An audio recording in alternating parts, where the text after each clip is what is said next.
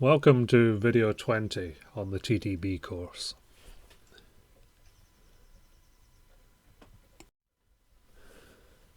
This video is from part 4 of the TTB course. In part 4 we've been considering techniques for monitoring TT systems. In this video we consider techniques for adding a simplex warrantor unit to a TT system. The material in this video is based on chapter 20 in the ERES2 book. If you haven't yet read that chapter, please do so now and then restart the video. The material will make a lot more sense if you read the chapter first. In video 21 on this course, we're going to consider a series of platforms that can be used as a foundation for reliable, time-triggered embedded systems. One of these platforms is called correlator. And there are three basic forms of correlator that are in widespread use. I'm going to look briefly at these platforms here to explain what we're trying to achieve using the warrantor units that we introduce in the present chapter. Let's look at a correlator A platform first. That's shown on the left-hand side here. A correlator A platform is based on a single microcontroller. It will have an internal watchdog timer typically. It will use task execution time monitoring, and it will use task sequence monitoring. Overall, it gives us the basis for a flexible, robust and reliable platform. But it's not perfect. One of the challenges with a correlator A platform is that if this microcontroller fails, we have very little opportunity and very little confidence that we can pull the system into a fail-safe state. For example, if this microcontroller fails, we can't be sure what state the output pins will be in. So we have a correlator B design. Correlator B design adds an external watchdog controller to the design that we looked at for correlator A. This is a bit more robust, potentially. This design gives us greater confidence that if microcontroller A fails, then we will be able to use the external watchdog controller to remove power from the system, for example, and bring us into a safe state. But that still may not be enough. In a correlator C design, we go one step further. We have our microcontroller A, much as before, and this time we add a second microcontroller as a warrantor unit. And that second microcontroller gives us additional flexibility in the design and allows us to achieve considerably more in some designs where this is required. For example, as we'll discuss, in a correlator C design, we will typically have the microcontroller and the warrantor unit, if required, can be separated some distance apart. So we can reduce the opportunity for a failure of the main microcontroller also affecting our warrantor unit. That's much more difficult to achieve with a simple watchdog controller in most circumstances. A correlator C design also allows us to use the warrantor unit to implement limp home behavior. So if the main microcontroller fails, then the warrantor unit may be able to help the system to limp home. For example, control a vehicle at low speed, allowing the driver to move the vehicle to the side of a motorway safely. With an EWDC, with an external watchdog controller, all we can usually do is shut down the system completely. That may not be the behavior that we require in all applications. So the warrantor unit may give us an ability to limp home. The warrantor unit may also give us an ability to detect some security infringements on the main microcontroller. We're going to talk a little bit about how we can achieve some of these goals during the course of this chapter.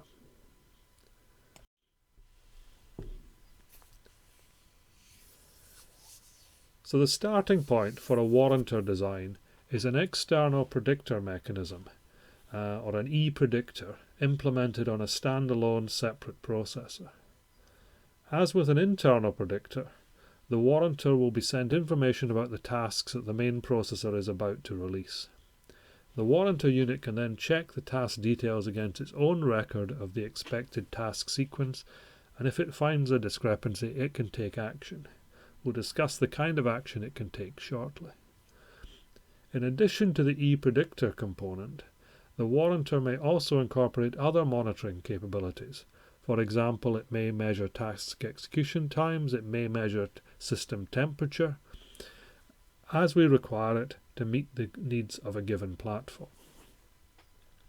The core capabilities of a warrantor unit, though, are usually the external predictor mechanism. One of the things we can do very easily with a warrantor unit is that we can address common cause failure concerns, some concerns about common cause failure, by separating the microcontroller that we're monitoring and the monitor unit itself. So in this case, for example, we might have the microcontroller that we're monitoring, MCU-A. We might use a UART link and an RS-232, RS-422, RS-485 type cabling, and put our warrantor unit about 1 meter away from the unit that we are monitoring. This can be very flexible, and typically it's more difficult to achieve this with a simple external watchdog controller that we looked at in video 17. The design solutions that we've considered so far in Part 4 have been suitable for use in fail-safe systems. In many cases, this is appropriate behavior. For example, in a factory setting, if we detect a problem with a robot control system, then the safest thing to do usually is simply to remove power from the robot and cause it to freeze in its current position. That's usually the safest thing that we can do. Obviously, we cannot perform such immediate shutdowns in all circumstances. The photograph below illustrates a car on a level crossing. If we simply remove power from the vehicle at this point when we've detected a fault, then clearly we're in a potentially dangerous situation. When we have an external microcontroller performing our monitoring in the form of a warrantor unit, then we can sometimes use the warrantor unit to implement limp home behavior, for example, in the event that the main microcontroller fails. This is not something that we can usually do with an external watchdog controller. The warrantor unit is particularly effective at implementing this kind of limp home behavior because it's designed to operate as an external predictor unit, and in doing this, the warrantor unit knows exactly what the current state of the system is, the current state of microcontroller A, the system being monitored, is if a failure occurs. And as a consequence of this, it's in a good position to take over control if that should be required. Another thing we can do with a warrantor unit is address some security concerns. It's important to understand that there are two main ways of detecting a security breach in any computer system. We can store a set of security signatures that identify patterns of executable code or data that may indicate the presence of a known computer virus or related activity. Or we can design our system in such a way that we can detect an abnormal platform state that may result from a security infringement during the system operation. In other words, if we know what our system should be doing in a time-trigger design, we can determine if it's not doing something that it should be doing, and we can determine that it's entered an abnormal platform state. We don't need virus signatures in order to do this. On desktop or laptop computers, use of security signatures is a common solution. So this usually requires periodic updates of the signature database, something that's rarely an option for the types of embedded system that we're considering in this course. And if you add support for loading of new security signatures, you may in fact simply open up your system to the types of problems that we wish to avoid. So if you make it possible for your embedded system to be able to store security updates, new virus signatures, then you've opened it up to external access, and that external access may be used by somebody to introduce security problems. So when we work with TT systems, it's comparatively easy to detect an abnormal platform state, whatever the cause, without the need for security signatures, because the precise pattern of system behavior is known in advance. The monitoring required to achieve this is usually carried out using a combination of monitor and predictor components. If we implement these monitor and predictor components on the warrantor unit, then this provides a higher level of confidence in our ability to detect malicious changes to the code in the system, changes that might result, for example, from the introduction of a virus.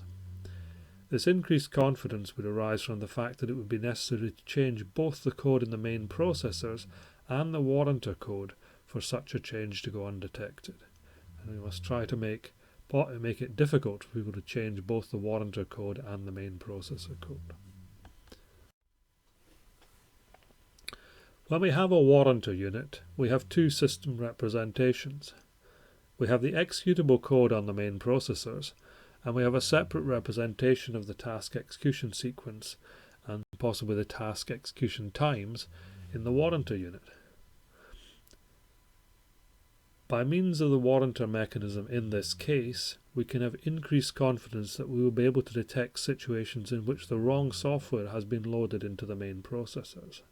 So if the wrong software is loaded, then the task execution sequence and the task execution times that we are expecting in our warrantor unit won't be achieved, and we will be able to determine that the wrong code has been loaded into the main processor.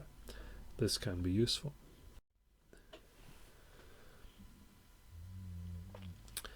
When we implement a warrantor unit, we need to think about how we're going to access the task sequence representation.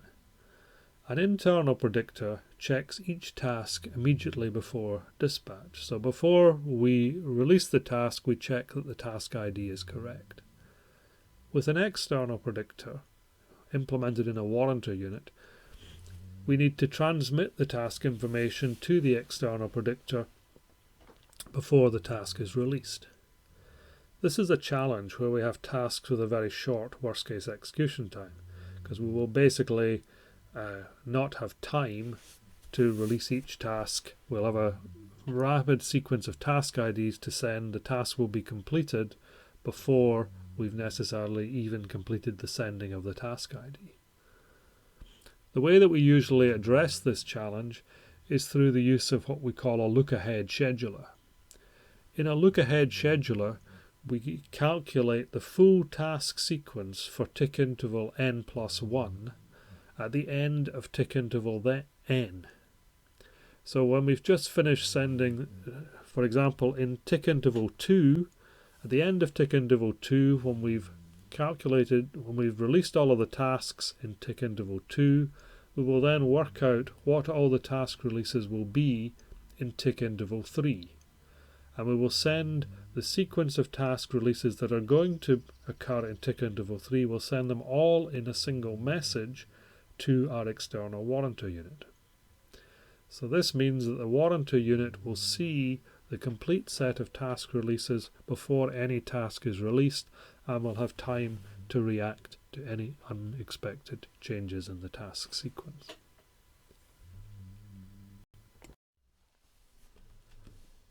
That brings us to the end of this video. Please read Appendix 3 in the ERES2 book before you continue with the course.